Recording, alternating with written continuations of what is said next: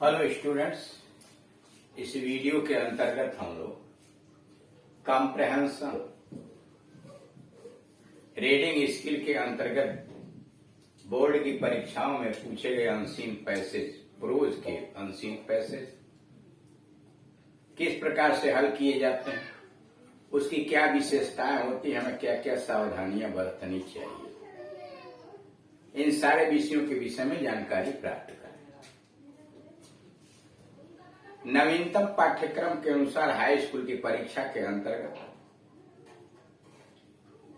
2 unseen passage पूछे जाएंगे। एक अनसीन पैसेज छोटा होगा जो एमसीक्यूज पर आधारित होगा। एमसीक्यूज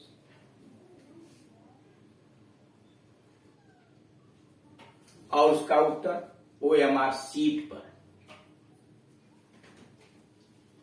गोला भर के देना होता है। यहां जो जानकारी दी जा रही है वह एमसीक्यूज टाइप क्वेश्चन वाले अनसीन पैसेज को कैसे हल करते हैं उसको दी जा रही है। ये उदाहरण जो लिखे गए हैं एमसी टाइप्स क्वेश्चन के अंतर्गत ही। एक दूसरा पैसेज आता है जिसमें 7 नंबर के प्रश्न पूछे जाएंगे, उसे उत्तर पुस्तिका को उसका उत्तर लिखना होगा। 3 question short answer type question होते हैं जो 2-2 नंबर के होते हैं। एक वोकैबुलरी पर आधारित संबंधित प्रश्न। इंटरमीडिएट की परीक्षा के अंतर्गत एक ही पैसेज लंबा सा होता है और उसमें 15 अंकों के प्रश्न पूछे जाएंगे। 4 क्वेश्चन 3-3 अंकों के और 3 प्रश्न वोकैबुलरी पर आधारित साइनोनाइम्स, एंटोनाइम्स, वन वर्ड सब्स्टिट्यूशन इत्यादि से होंगे। इस प्रकार आप देख रहे हैं कि अनसीन पैसेज के अंतर्गत अंक भी अधिक है और उनके हल करने में सावधानी बरतनी चाहिए। सबसे पहले दिए गए अनसीन पैसेज को धीरे धीरे सावधानी पूर्वक समझना, उसे पढ़ना। अब प्रत्येक वाक्य को मनन करें, इसलिए कि प्रत्येक वाक्य किसी न किसी प्रश्न का उत्तर बन सकता है, चाहे वह एमसीक्यू पर हो अथवा उसका रिटन आंसर। पैसेज तो वही रहते हैं, चाहे एमसीक्यू में पूछिए चाहे शॉर्ट आंसर टाइप क्वेश्चन पूछिए। ये पैसेज दिया एमसीक्यू में बना है, इसी में क्वेश्चन बन जाए तो बनाने वाले के ऊपर निर्भर करता है, पैसेज वही रहेगा।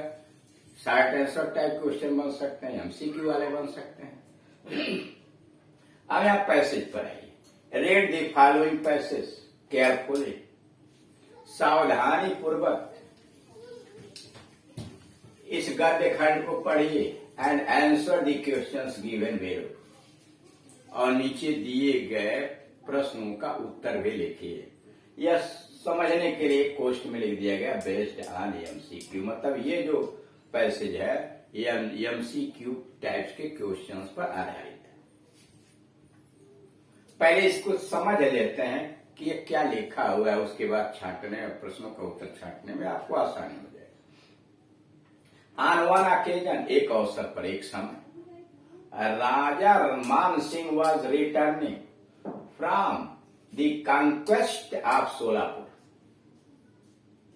करा एक अवसर पर, ऑन वन ओकेजन एक बार यानी एक अवसर पर, राजा मान Singh was returning from conquest आप सोलापुर के विजय से वापस लौट रहे। एक बार की बात है कि राजा मानसिंह सोलापुर के विजय से वापस लौट रहे। He thought of visiting Rana Pratap at Udaipur on his way back to Agra. वापस आगरा लौटने के समय रास्ते में उन्होंने राणा प्रताप से मिलने का विचार बनाया। He thought of visiting, उन्होंने सोचा, विचार बनाया राणा प्रताप एट उदयपुर। उदयपुर में वह राणा प्रताप से मिलने का उन्होंने सोचा। On his way back to Agra, Agra वापस जाते समय रास्ते में सोचा उदयपुर में राणा प्रताप से मिलेंगे। He was given a good reception, उन्हें बहुत अच्छा सम्मान दिया गया। He was given a good reception. He was given a good reception, उन्हें अच्छा सम्मान मिला। But the Rana refuse to dine with him, लेकिन राणा प्रताप ने उनके साथ भोजन करने से इनकार कर दिया। But the Rana refuse to dine with him, लेकिन राणा प्रताप ने उनके साथ भोजन करने से इनकार कर दिया। He said, राणा प्रताप ने कहा, I can not eat with the Rajput, मैं ऐसे राजपूत के साथ भोजन नहीं कर सकता।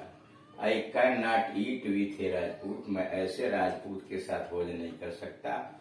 Who has given a sister to a Turk, जिसने अपनी बहन की शादी तुर्क से की। I can not eat with a Rajput, मैं ऐसे राजपूत से शादी नहीं कर सकता। Who has given a sister to a Turk, जिसने तुर्क से अपनी बहन की शादी की। And who has eaten with him, और जो उनके साथ भोजन किया। पैराग्राफ बदल दिया। Man Singh felt so disgraced, Man Singh ने इतना अपमान महसूस किया। Man Singh felt so disgraced, Man Singh इस पर बहुत अपमानित महसूस किए। ही felt the left the food untouched, उन्होंने भोजन को छुआ ही नहीं, भोजन को बिना छुए ही, अनटच्ड, बिना छुए ही छोड़ दिया। कहा मान सिंह इतना अपमानित अपने आप को महसूस किए कि उन्होंने भोजन को बिना छुए छोड़ दिया। वाइल डिपार्टिंग, वहां से प्रस्थान करते समय, वाइल डिपार्टिंग, प्रस्थान करते समय, इससे उन्होंने कहा, if I do not humble your pride, अगर मैंने तुम्हारे घमंड को तोड़ नहीं दिया। If I do not humble your pride, अगर मैंने तुम्हारे घमंड को समाप्त नहीं कर दिया, तोड़ नहीं दिया। माई नेम इज नॉट मान सिंह, तो मेरा नाम मान नहीं है। वाइल डिपार्टिंग, लौटते समय, प्रस्थान करते समय, इसे उन्होंने कहा, if I do not humble your pride, अगर मैंने तुम्हारे घमंड को तोड़ नहीं दिया। माई नेम इज नॉट मान, तो मेरा नाम मान नहीं। टू दिस राणा सेड, इस पर राणा प्रताप ने कहा। टू दिस राणा सेड, इस पर राणा प्रताप ने कहा, I will be happy to meet you, आपसे मिलकर मुझे बड़ी खुशी होगी। I will be happy to meet you, आपसे मिलकर मुझे बड़ी खुशी होगी। The result of this was, इसका परिणाम यह हुआ, the famous battle of Haldi Ghati, इसके परिणाम स्वरूप हल्दी घाटी का प्रसिद्ध युद्ध हुआ। The result of this was, इसका परिणाम हुआ, the famous battle of Haldi Ghati, Haldi Ghati का प्रसिद्ध युद्ध, इसका परिणाम निकला। इन विच, जिसमें Rana Pratap showed great value, जिसमें राणा प्रताप ने महान वीरता का प्रदर्शन किया। वैल्यू, वीरता। In which Rana Pratap showed great value, जिसमें राणा प्रताप ने महान वीरता का प्रदर्शन किया। With a small boy of 20,000 Rajput, करा 20,000 राजपूत तो के साथ, एक छोटा लड़के के साथ। विथ ए स्मॉल बॉय, एक छोटे से लड़के। ऑफ 20,000, ही फाट against the huge army of Mughal emperor Akbar, 20,000 Rajput नवयुवक साथियों के साथ वह अकबर, मुगल सम्राट अकबर की महान सेना के विरुद्ध लड़े। He fought against the huge army, huge, विशाल 20,000 राजपूतों के साथ राणा प्रताप अकबर के मुगल सम्राट अकबर के विशाल सेना के साथ युद्ध किया। एंड मेड हिमसेल्फ इमॉर्टल, और अपने आप को अमर सिद्ध कर दिया।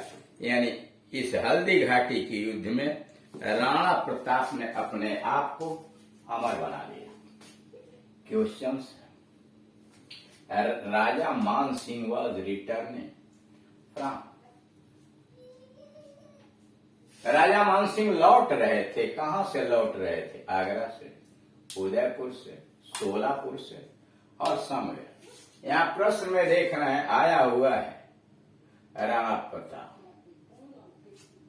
राजा Mansingh was returning from conquest of Solapur. देख रहे हैं सोलापुर। आंसर आपका सी हो जाएगा। आंसर इसमें सी, यानी सी वाले कॉलम को आप भर देंगे। सोलापुर से लौट रहे। डी समवेर, ये गलत है। Question number 2, Man Singh felt much. Man Singh ने बहुत महसूस किया क्या? When the Rana did not dine, जब राणा प्रताप ने भोजन नहीं किया। विथ हिम, उनके साथ। सेइंग दैट, यह कहते हुए राणा प्रताप ने भोजन नहीं किया। That he had given a sister to a Turk, कि उन्होंने अपनी बहन एक तुर्क को प्रदान कर दिया। Man Singh felt much when the Rana did not dine with him, saying, जब राणा प्रताप ने यह कहते हुए भोजन नहीं किया उसके साथ। That he had given a sister to a Turk, यहाँ आया हुआ है मानसिंह फेल्ट सो डिसग्रेस्ड। अब वहां मच लिखा हुआ, फेल्ट मच डिसग्रेस्ड। डिसग्रेस्ड मतलब अपमान। अब अपमान से संबंधित यह उत्तर आपको ढूंढना पड़ेगा। सैड, दुखी, हैप्पी, प्रसन्न, डिसअपॉइंटेड, निराश, इंसल्टेड। देख रहे हैं ना डी, ये जो इंसल्टेड आया हुआ है यह डिसग्रेस्ड का एक दूसरा ही मीनिंग इसे समझ लीजिए। डिसग्रेस्ड का मतलब अपमानित महसूस किया, यानी इसमें जो आप इंसल्टेड देख रहे हैं,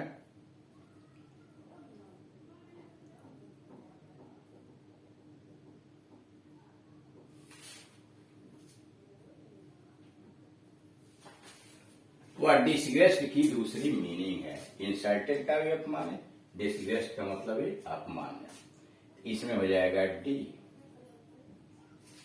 तीसरा, choose a word from the passage which is similar to a bravery.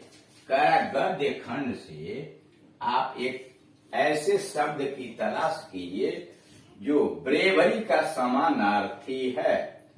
Conquest, Vijay, humble, venom, वैल्यूर, सी, ये वाला सही है। तो उत्तर हो जाएगा पहले का सोलापुर, सी। दूसरे का डी,